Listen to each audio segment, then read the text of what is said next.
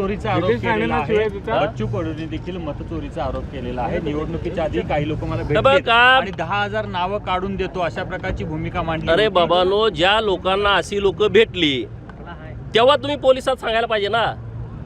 आता शरद पवारांना 2 माणसं येऊन भेटली, मग तेव्हाच तुम्ही सांगायचं नाही लोकशाहीच्या विरोधात आहे, हा देशद्रोह आहे, की मताची काहीतरी आम्ही अफरातफर करून तुम्हाला निवडून देतो, हे संविधानाच्या विरोधात आहे.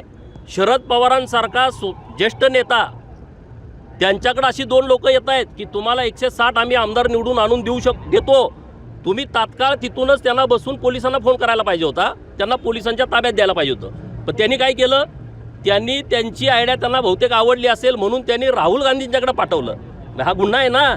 ते 2 आहेत आणि तुम्ही तिसरे. त्या दोघांनी तुम्हाला सांगितलं की मी मतामध्ये फेरफार करून 160 आणतो. ती आयडिया तुम्हाला आवडल्याशिवाय तुम्ही राहुल गांधींच्याकडे पाठवणार नाही ना. म्हणजे जे 2 मतामध्ये फेरफार करतो म्हणणारे, तुम्ही तिसरे, तुम्ही त्यांना समर्थन देताय ना.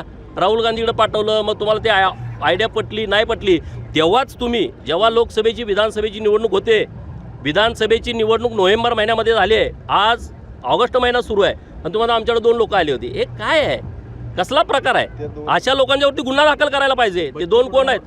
तुम्हाला तर म्हणे तुम्हाला नाव आठवत नाही, मला नाव आठवत नाही. आता सभेतनं ह्या गावातला तो टोपीवाला त्याचं नाव, मग तुम्ही लगेच सगळे साहेबांना एवढं आठवतंय, साहेबांना ते आठवतंय.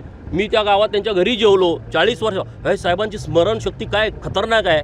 आपल्याच मीडियामध्ये येते ना. आता यूट्यूबवरती टाका, साहेबांना प्रत्येक कार्यकर्ता नावानिशी ओळखतात.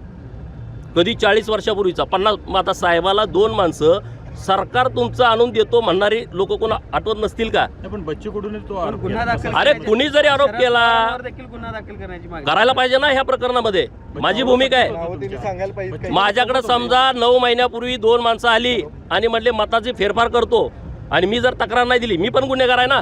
म्हणजे तुम्हाला ती गोष्ट आवडली, तुम्ही त्या सगळ्या प्रक्रियेमध्ये सामील आहे. आपल्याला काय होतं, एखाद्या चोरीचं प्रकरण झालं, ज्यानं प्रत्यक्षात चोरी केली त्याच्यावर पण आपण गुन्हा दाखल करतो. ज्यांनी चोरी करताना मदत केली त्याच्यावरती गुन्हा दाखल करतो. 2 माणसाला राहुल गांधीकडे नेणं म्हणजे हा गुन्हाच आहे ना. तुम्हाला ते तुमचं डील झालं नसेल, तुमचं दरात ठरलं नसेल, कोण लोक असतील त्यांना सांगा, पकडा, आत टाका ना. देशाच्या विरोधामधलं हे प्रकरण आहे, हे कृत्य आहे. आणि जर तुम्ही संविधान मानत असाल तर त्याच दिवशी तुम्ही तक्रार द्यायला पाहिजे.